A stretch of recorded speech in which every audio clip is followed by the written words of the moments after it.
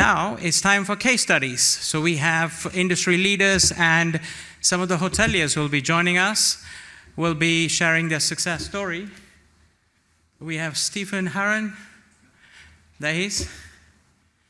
And the next is Jonathan and Vidar, all right?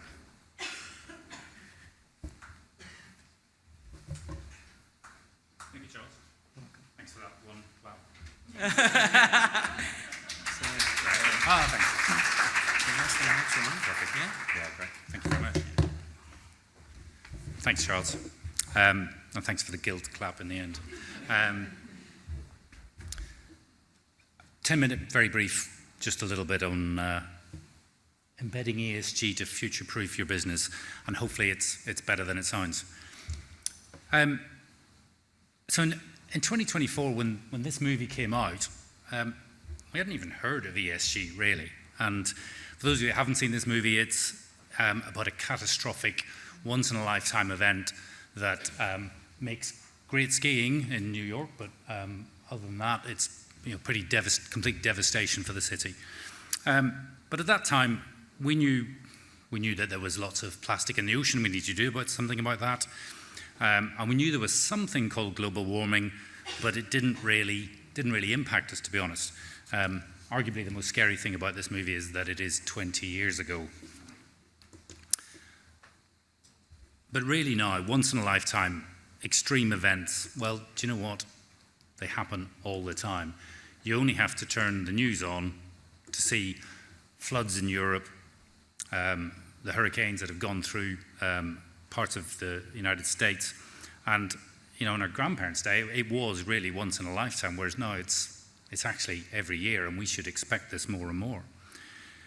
But despite the impact that these various events have and failing crops and things like that around the world, it still really doesn't affect us in the UK directly to a great extent yet.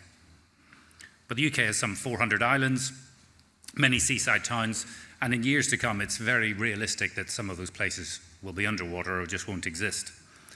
And actually, as the focus changes to ESG, our staff and the people that are prospective employees are choosing to work work for companies that are doing something about it. Certainly our guests, and we know that we can see this now, are choosing to stay with people that are doing something about it. And important for every single person in this room, the investors that are buying our hotels, running our hotels, buying and selling, they are choosing hotels that are doing something about this and companies that are doing something about this. So when we talk about future-proofing our business, this is absolutely essential. So this is us. This is RBH. We're a hotel management company. We manage 50-odd hotels, some of them very odd, but 50 different hotels across the UK. We have 26 different owner groups to contend with, 26 different views, opinions, and priorities. And it's up to us to engage with those owners, engage with the brands that you see, and indeed the independent hotels, and work with their goals and make it integral to our business strategy, which is what we've tried to do. These are a snapshot of some statistics from an carbon impact report that we had commissioned for our company. Lots of detail, lots of stats. From the G part of ESG governance, 89% of our staff compliant at statutory training at any given point. We have 79% of our staff trained in modern slavery. Other things we have just 8 hotels at the moment going for full green energy because it is more expensive at this minute in time. 41% of our waste is recycled. You can see the number of tonnage of carbon there. 95% of the hotels have been accredited with green tourism. So the work stream, we have different work streams around the E, the S, and the G. We're pretty strong on the G, the governance, and that's keeping us legal, keeping us compliant, risk assessments, all that sort of stuff, and I'm sure everybody in this room is the same. The social side is pretty good, we'll come on to that, and the E needs some work. But as you can see from just a snapshot of these handful of stats, the ability to measure it is absolutely key. But what are our guests looking for? Well, these are our hotels, not all of the hotels. We have 3 hotels that are with Green Key. As a company, we've chosen green tourism. We felt green tourism offered a better accreditation because there are different levels of gradings, and we thought that was good to have targets for hotels to strive towards and move along. But more importantly, this is a true accreditation. It stands up to scrutiny, and our guests can recognise it and be confident that what we're doing just isn't greenwashing. All our actions can be linked to the UN Sustainable Development Goals. So that's what our guests are looking for. What about investors, the people that are buying hotels or owning our hotels? So it is law already in the EU and the UK that large corporates have to report on ESG. That's the law, and that will come to impact every single hotel in the coming years as the law tightens up.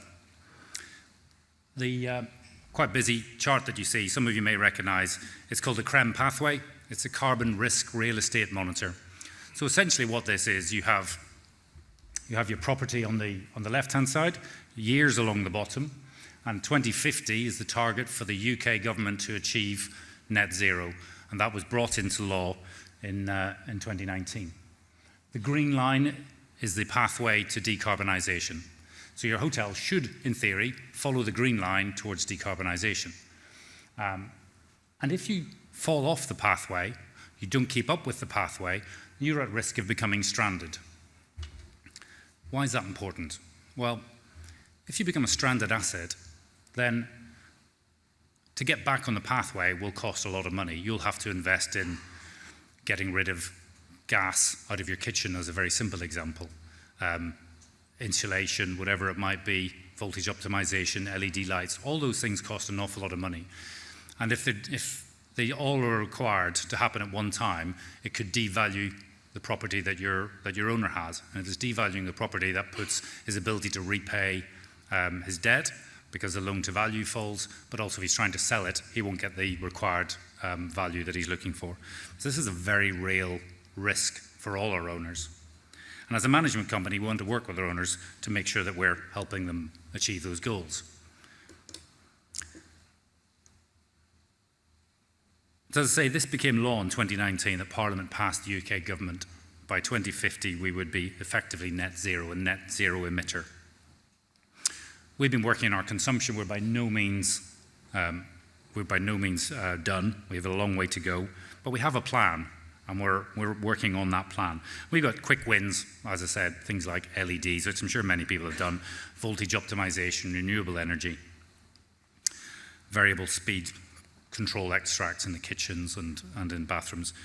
But it is a journey, and we have, as I say, still quite a long way to go. That's our carbon footprint.